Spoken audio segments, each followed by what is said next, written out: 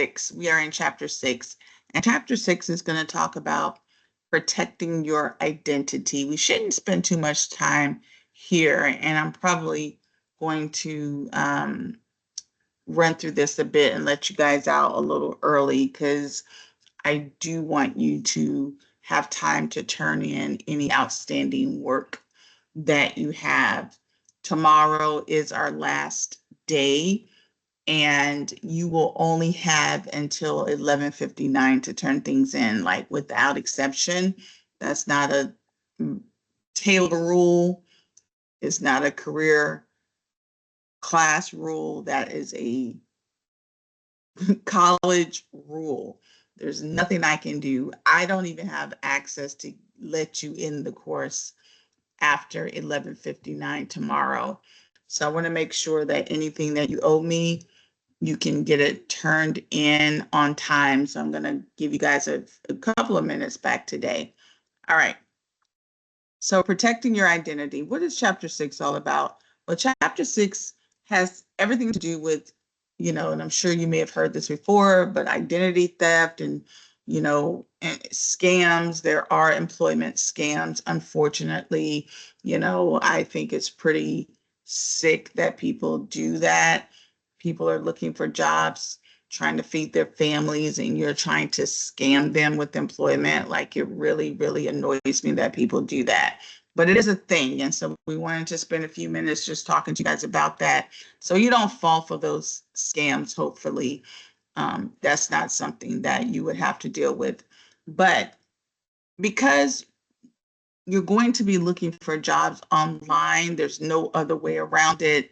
You will have to share some of your information. You're sharing some of your information when you do your LinkedIn accounts. Sometimes you share information when you're doing you're sending out your resume. If you use Indeed, like, there's no way around you not sharing your information. And unfortunately, that information can fall into the wrong hands, no matter how much we try to protect ourselves. So when it comes to identity theft, it is the illegal act of stealing someone else's information, right? And many of us have unfortunately fell victim to identity theft, myself included. So during your job search, it's important for you to try and protect your identity. I stated before that I don't put my address on my resume. Like, years ago, that was normal. It's not normal anymore.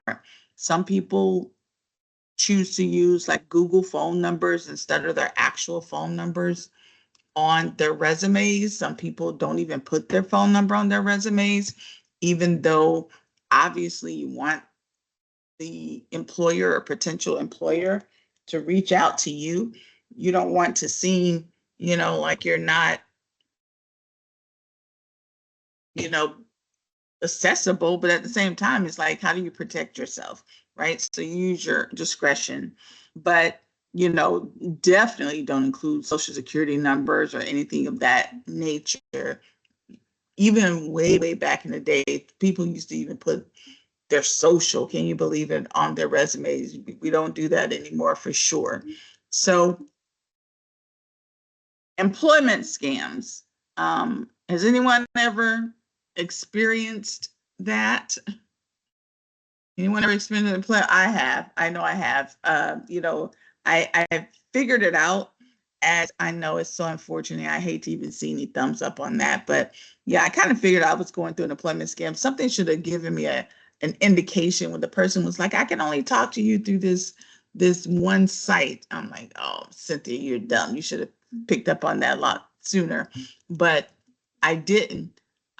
So employment scams happens when you're applying for jobs, and especially on Indeed.com, and there's no actual website, which can be one indicator. Not that all companies have websites, but I always like to go and check. Like, even if I see a job on Indeed or LinkedIn, I go to their website to see if it's an actual company and that position is actually posted. because, or if it's a website that makes sense or doesn't make sense, trying to Google the person that reached out to me, I'll go and see if they have a LinkedIn account. Like, I want to try to do my due diligence to make sure that this is an actual company and not someone trying to steal my information, you know. And there are ways to, report that to, the Better Business Bureau, whomever you need to ensure that you're not, falling victim to that. Or if you do, you make sure others don't. Now, computer's identity. A computer's identity is revealed each time a search engine is accessed. It's called your every computer has their own address, and any tech savvy person could get a hold of that if they are able to hack into a system through a network. So the IP address is how every computer gets identified once it goes onto the internet. So people try to, log into your computers. They can hack into your computers through various ways, whether it's through an email that they send you and you click on a link, or accessing your personal information online. Sometimes people house their personal information via Google. If you've ever seen Google say, "Oh, let me save this password for you." Sometimes you have to be careful with that. Make sure you're logging out of different websites that you've logged into, because if someone is able to hack your system, that can be very detrimental for a lot of people. Try to never, I mean, I'm sure you guys have heard this before, but if you're like out and about, I personally don't use hotspots. Um, you know, yeah, yeah. I personally don't use hotspots that are given to us, like Starbucks or stuff like that. I know it's unfortunate for those of us that may need to use it, but I would say use it sparingly. I definitely wouldn't be checking my bank account on a hotspot like that. If you're applying for a job, it's probably safer to go to the library than it is to go to Starbucks. And I don't even know if that's even safe nowadays. So use your discretion. Maybe stay at the school, right? That's the best way to go if you don't have your own Wi-Fi. But just really, really be careful with that, guys, because we hear of this stuff happening all the time with Wi-Fi. So again, try to avoid those hotspots, if you can, or make sure that you can trust and hotspot if you are going to use it. You just don't want that drama. Now, you may have seen cookies. Cookies is just, so the best way to explain this, and excuse me if anybody is IT inclined, I'm just trying to address this for people that are not. So you guys have all seen cookies before, right? Does everybody know what cookies means? It's like cookie crumbs. I don't know where these IT people get this stuff from. Sometimes it's a bit annoyed how they frame things, but all cookies are is basically following you. You know how you leave cookie crumbs? So they're basically saying, "Hey, while you're on my website, can I kind of follow you around so I can see what you," I don't know why I'm using that voice, but follow you around so I can kind of see what you're into. So I'll know how to cater to you the next time you come on. That's what cookies is. Now, but you can always decline it. People think they have to accept it. You don't have to accept that. Like, I don't like to accept it because it just makes it, the next time you go into that website, they're just going to assume that's why you're there. And then you'll start getting advertisement to your email to that site about things that you're not even interested in. Like, for example, maybe you go to a website because you have this one-time purchase. Somebody has a 60th birthday party and you want to purchase something. Now, obviously, you're not going around buying 60th birthday party gifts every day. But then if you let them track you via cookies, and you could be looking for something very unique. Now they're going to associate your account with what you've looked up back then and start sending you stuff that's not even relevant to you. and you're going to start getting stuff in your email. It's just so annoying. Like if I know I'm using an account only for a specific purpose, I definitely do not allow cookies, because that can even be a way for, really savvy tech people to get your information. So again, while you're on this website, internet thing, just be careful, which is really all chapter 6 is trying to say to you. There are a lot of different types of hacking, as I mentioned before. One of the most common ways is this idea of phishing. So if you think about fishing, like you out fishing for fish, they're out fishing for you to try to say, okay, who can I snag? And one of the ways they do that is through these fraudulent emails. We get them all the time. A lot of times we call it spam. A lot of that's phishing as well. And, that happens when, they send you something fraudulent, trying to trick people for you to provide your personal information by telling you to click on something. I know I get it all the time. You'll sit a lot with like, your malware is out of date, or you need to update your account with your PayPal. Like, you can't trust any of that stuff. Always check the email that it's coming from, because a lot of times it'll be even a fake email that's not even associated with what they're talking about. So you have to be very, very careful with that type of foolishness, because it's not real. Or malware, is a software that is intended to damage or destroy your information if it gets onto there. So if you download something and it has some type of malware on it, it can, affect your computer. A software virus, you would say, why would people do that? People do all kinds of weird stuff that can be detrimental to you. Or if you're onto a website, and they have like a adware, and you click on it, and boom, now it corrupts your system. Spyware tries to get onto your computer and look around for personal information that can affect you. Ransomware is typically done more so with companies. Well, they'll hijack your whole system and then demand money, believe it or not, and it happens a lot. And it's very, very difficult for companies to get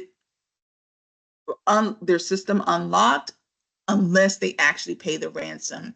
You can Google, and they've gotten some really, really heavy hitters, and really large companies get subjected to ransomware.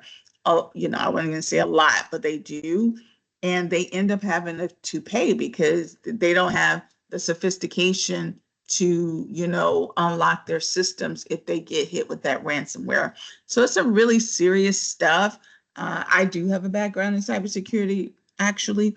And so, I probably am underselling it because I just don't want to oversell it and freak you guys out. But it is a very, very serious thing. So the key thing is, I tell people, and I don't know how many of you use Instagram and TikTok and that kind of stuff, but try not to put all your business out there. I mean, you guys heard about what happened to Kim Kardashian a few years ago, right? Like, don't put everything out about yourself, where you are, where you're going to be, what your house looks like, where you live, what school you go to. Like, please, my friends, like, keep some information to yourself. You just never know what type of nefarious characters are out there and who's trying to do you harm. Like, I know we love to think that, we're safe because we feel like we're in our own home, and we're safe when we're putting the stuff out there, but you never know who's watching it. Like, I don't even post too much about my kid or myself. Like, I get freaked out from that kind of stuff. I'm like, you don't know who's downloading your pictures and just doing weird. I'm just really extra cautious about that. So I'm just saying, while you're out there, be safe. Obviously you want to use everything you can to get the job, but just be safe. Now, how do you create and maintain a security plan? Well, you want to develop what they call a multi-tiered security plan. If you have a personal computer, please obviously have some type of antivirus software. You see, Google must be listening to me now because I just got a pop-up talking about software on my screen. You see what I mean? They're always listening. So annoying. But you do want to have some type of software on your computer.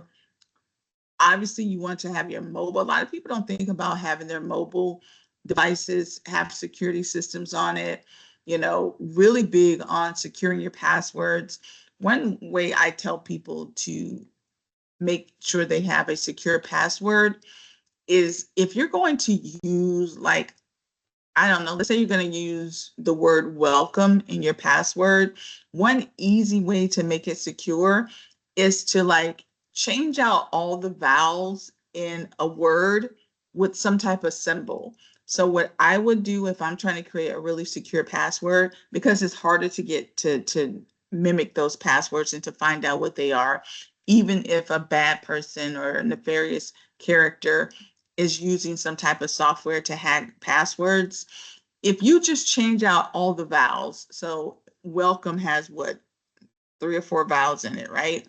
So all the E's, I may use like a asterisk, and the O, I may use a $sign, and then I'll put a number on the back end or the front end, you know, and that alone is far more secure than you have an actual word. Because if you have an actual word in your um, password, as a password, it makes it easier for them to try to figure out. But if you can, like, whether you change the consonants or you change the vowels, out for symbols, that will help a lot. Two-way factors are always good, whether you use your face or you have, the system send something to your email or to your phone to put in a code. you know, Not having multi-factor authentication nowadays is just a non-starter. Like, you need to have that, especially if it has anything to do with private information. Make sure you have a multi-factor authentication on there. That way, if anybody's ever gets a hold of your password, they still have to authenticate, so they can't use it.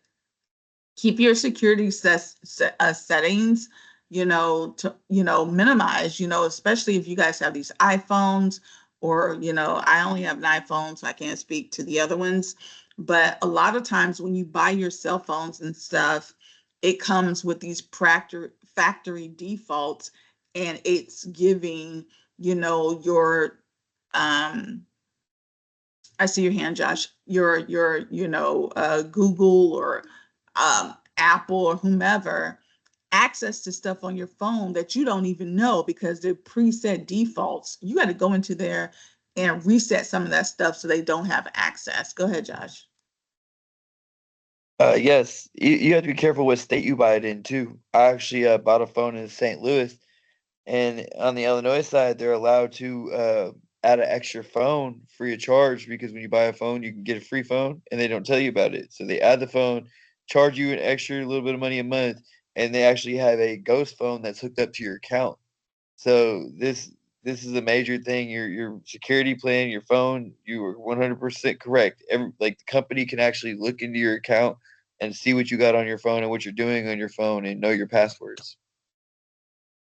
Absolutely. And I turn off everything. I go through my Insta, I turn off everything. I don't download a lot of apps.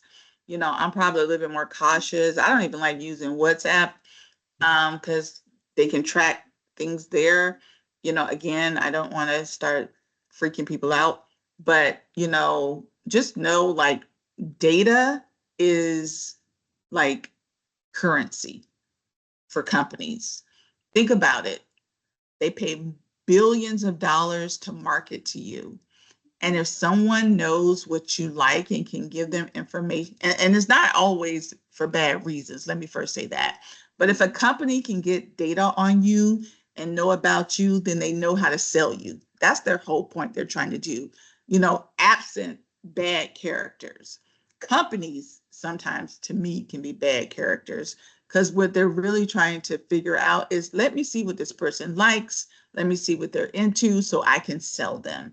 So they try to gather as much information about you as possible because they just want to sell you something. But I don't want you having all that information, because then you sell it to other people and all of it's designed to promote crap to you, right? But maybe I don't want you knowing that much about me. I had a girlfriend of mine um, tell me something very personal, like a medical thing, condition with her daughter, and we were on the phone. And guess what? I started getting in my email things about this medical condition. I'm like, you know what? Yeah, to me, it's like just beyond the pale. So, yes, you even have to be careful what you talk about, what you email, because all these systems, Google, Yahoo, all of them, they do have tracking ability. Like, you have to go into your settings and say, I don't want to be tracked. I don't want you to have this information, because it comes defaulted. And how many people actually check that stuff? All right. So there are cloud-based backups. Obviously, your phone, even if you have Google account, they always love to put your stuff on the Google as opposed to your computer. And sometimes you have to pay attention to that. Is my information being saved on the cloud or on my computer? And obviously they're going to say, oh, it's much safer to be, on the cloud. But yeah, it's more accessible too. it's is safer on my system, but they're like, okay, what if something happens to your system? What if somebody steals your stuff? I'm like, yeah, what if you steal my stuff? How about that? Maybe you're the thief, right? So, it's unfortunate that we have to think in that way. It's unfortunate that we have to think in that way, but it does happen. All right. So, don't y'all love this? Examples of a security plan. What does that even look like? It can be like we've already kind of said, securing your passwords. Don't use the same passwords over and over and over again. You know, um, let's see. I should make my thing bigger. Data backing up. Make sure you have that. Go ahead, Josh. I have two baby mamas. I've had a lot of baby mamas steal my Facebook accounts, banking accounts, phone information, passwords. So a lot of times it comes from having trust with people too. That's how they get their information. Listen, now that's a whole other thing, right? And that's so unfortunate. That is a whole other thing. And I'm not gonna, I had not that type of situation, but I have an ex-husband, and he was like, "Can I get a copy of her?" I'm like, "No, you can't. No, they not a." I don't know what you and your new wife gonna do with my information. So there's always that. There's always that chance, right? So I totally get it. Yeah, he tried me, Josh. He tried me, but you know, internal your internet browser. Make sure you keep that updated. A lot of people don't understand that when your phone company or your internet sends you an update, 9 times out of 10, it's because they're updating some type of security. Now, how many of us ignore those updates? Don't ignore the updates. When you get an update don't ignore the update. They basically, 9 times out of 10, they found some type of hack, they found some type of security breach. And so they're automatically updating their system, especially if you have like Microsoft on your computer. If your phone is sending you something, my phone just sent me something talking about an update tonight, right? And we forget to plug it in. Get those updates. You're thinking, oh, it's just some type of software update. 9 times out of 10 is some type of security update. So please make sure you are updating it.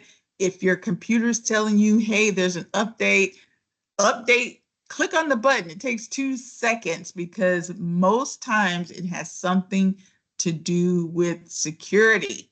All right. You can go through, we're talking about cookies a few seconds ago, a few moments ago, rather. You can go through and delete your cookies, and I suggest that you do that because if your system ever gets hacked, like, and they're digging around, if you delete all that stuff off, not that a really good hacker can't find it, But trust me, unless you're a multimillionaire, they're not going to spend time with most of us average people.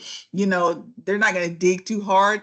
Most times with average people, they're going to send fake emails, phishing emails, because that's the easiest way to get to us. But they're not going to be trying to break into your system that much unless you're this really well person that has a lot of money or something like that. Yeah, then they're going to be trying to get you, or your government or something like that. But still, turn on your firewalls, get rid of those pop-up blockers if you can. Anything that is suspicious, just try to minimize yourself. I know when I worked in Africa, oh my God, they killed me. They killed me, man. They had they all kinds of everything got me, because it's not as safe over there, their system. So I don't know what I was thinking. I used my computer. I had to trash my whole computer and get a new one. So there you go. I feel like everything's happened to me. Anybody else feel like everything happens to you? I think we all feel that way. I'm like, it's horrible that I have an example for everything, but it's all happened to me before. So again, lastly, we were talking about password strength, right? So like I said, I always use, one trick I use is to replace consonants or vowels with symbols, but try to always use letters, numbers, and symbols. You want to make it as hard as possible. Put a symbol before the word, change out the vowels with symbols or numbers, add numbers in between or at the end, something that you would know. Like don't and I always say, do something you would know that you're not going to forget. Like, even if you use your last name or your child's middle name, and you just switch out all the vowels with symbols, like you know how to spell your kid's name. So it's not something you're going to forget, and you're not going to forget typically, okay, all the A's are dollar signs and all the E's are exclamation points. Like, you can remember that, right? That's easy enough, But if you use something that you can't remember, just write it down somewhere. Obviously, I wouldn't keep it on my computer. I would keep it somewhere, at my desk or something, my home desk, not your work desk, so that may help. All right. So as promised, guys, I wanted to get you guys out of here right at 10:30. Look at me. I love it when I have a plan coming together. All right, here is your live conference question for today. I want to know, I know I feel so bad talking about negative stuff, but have you ever been hacked or had your identity stolen? If you did, how did you fix it? How did you fix it? Or if you've never, good for you. What are you doing to keep your identity safe? Give us 3 things. So you don't have to answer both. You're going to either tell us if you've been hacked, what did you do to fix it? Or what are you doing to keep yourself safe if you've never been hacked, so you can hopefully teach the rest of us. All right, I'm going to give you a few minutes to write this down.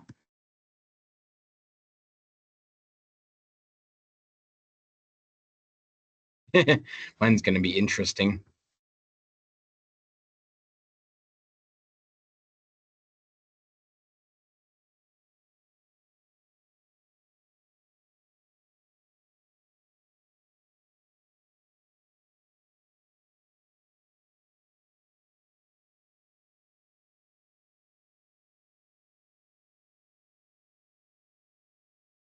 Is it bad? Go ahead, Josh. So I did my